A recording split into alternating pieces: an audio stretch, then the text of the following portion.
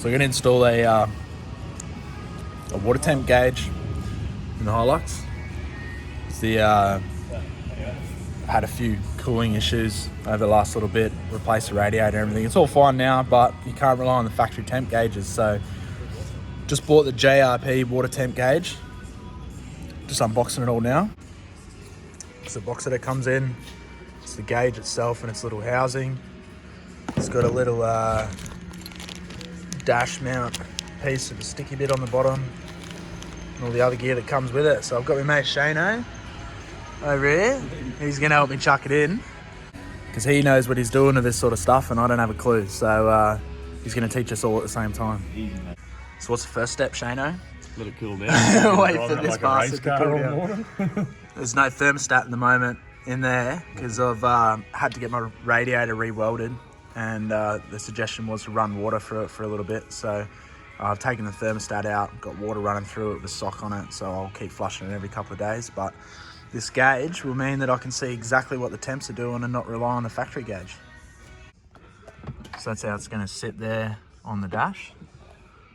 That way I've got a good view of it, and it'll just stick down there, and I'll cut 2 little holes in this so that it sits flush.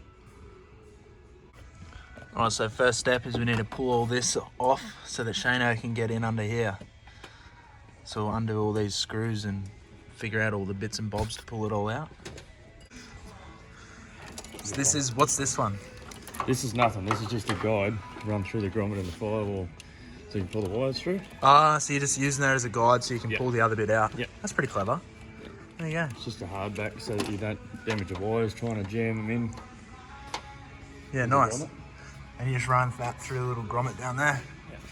All right, so we've found some wires that we can use. What do we got here, Shayno? We've got our 3 triggers, so we've got our accessories, we've got constant, and we've got illumination. Yeah. And you just tested them with your little bloody thing. Yeah, so a lot of people with their illumination, they'll just tap into a constant power, an accessories power or an ignition power. Problem with doing that, your illumination wire is there so that when you turn your lights on at night, this will be bright of a day, right? You turn your lights on at night, it'll dim that so it's not blinding you because there are LEDs in there. So that's the idea of making sure your illumination is right. So taking power from that illumination. So that'll be we'll use that as a trigger. Yeah. For our illumination into the gauge. And then when the headlights are turned on, that'll dim so it's not super bright like it is during the day. So just pulled through the... That's not that one. Can't see. One of these is the sensor wire. The pink one? There. Yeah, this one here. You pull that through. And you pulled that through using this as a guide, eh? Yeah. And he's pulled that out. So that's come through, no damage. Any of that. So Shayno's also chucked a conduit on this. This is the, what's this one? Sensor wire. The sensor wire. This will go over to this temp sender. It's going to come over to the sender and the thermostat. So obviously being in the engine bay, you want to protect that as much as you can. So just stop it rubbing or vibrating. Yeah, stop it rubbing or vibrating on anything and wearing through it. So a bit of protection on that. And it's going to come into this thermostat housing. It's got a little blank. Ah, it's fucking hot too. It's hot. Yeah, that's hot. A little blank drill and tap a sender into there. Section there, yeah. Wait for it to cool down so we can empty it out a little bit. And Bob's your uncle. That's the sender. Yeah. That's going to read the temperature in the thermostat. In there. And send it to the digital meter on the dash. Yep.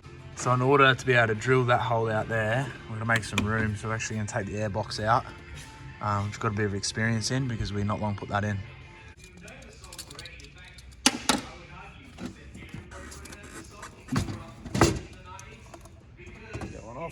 That's it. So undoing the thermostat so that we can then chuck a rag or something in it while we drill that hole so that we're not getting little bits of shit going in there.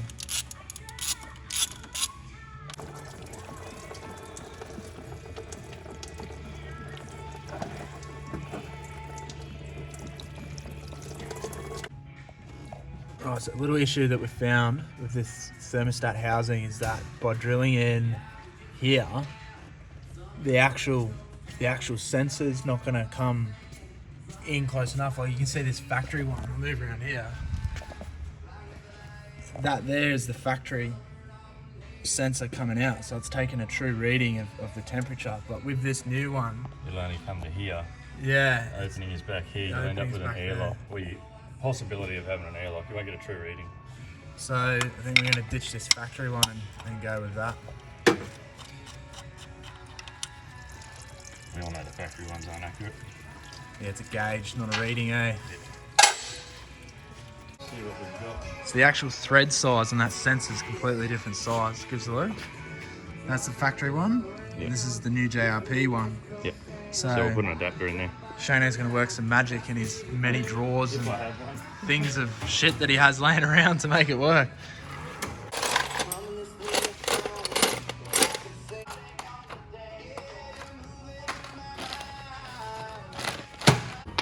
So what have we done? We're modifying the adapter. So we just had to go and buy an adapter because of 058, not a 16.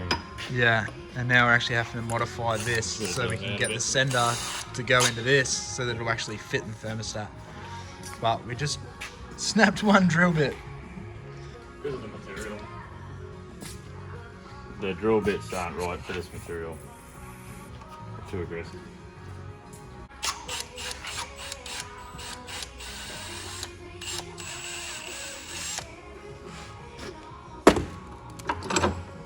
So what are you making room for by drilling that? The actual sender tip.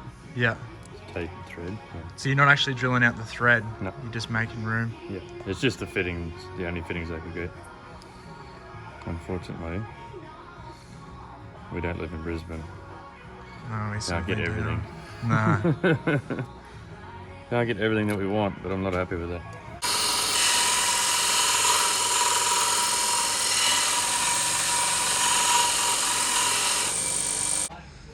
So now we've got to thread this adapter because tap it because the thread's not correct.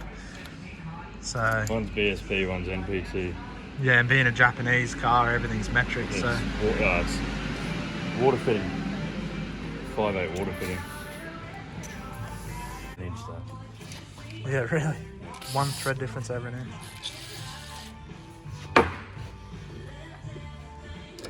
This is all to make this fit in the factory spot for the sender on the thermostat. So how are we looking at fitting? It'll fit. It'll fit. We'll make it fit. Bit of Shayno magic. We'll make it fit.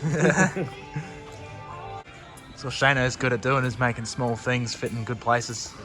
Small things fit in big places. So what's that you just chucked on there? Bit of goop. Pipe sealant. Just to make sure it fits tight? To make sure it's sealed. Yeah. Stuff. There we go. In it goes. So is that sender thread, is that in there far enough? Yeah. Yeah. It's tapered thread.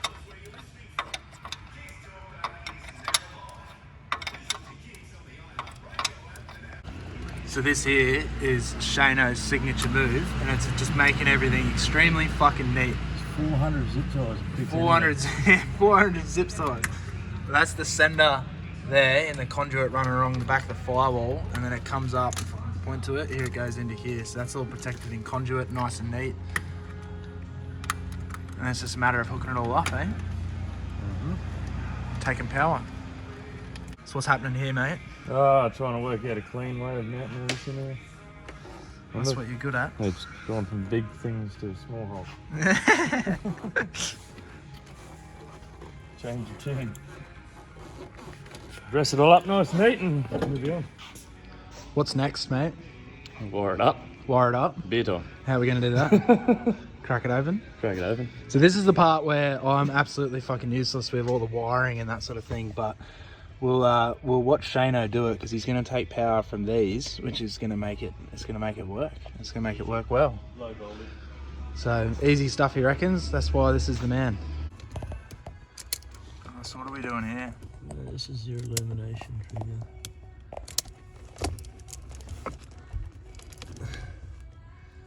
This is always fun in a tight spot.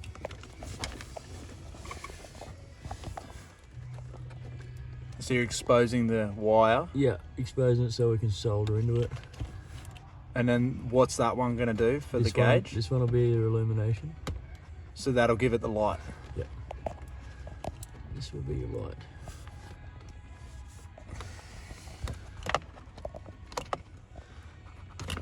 When I get a new blade.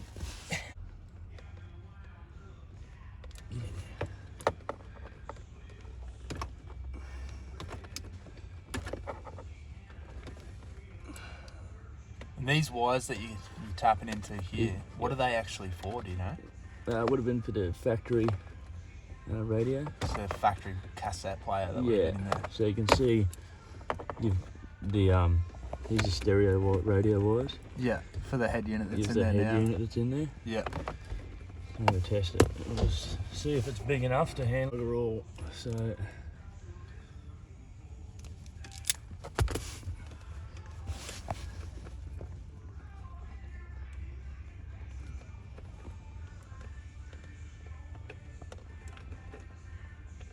And so you're wrapping the wires from the gauge This around one, that the one there. illumination,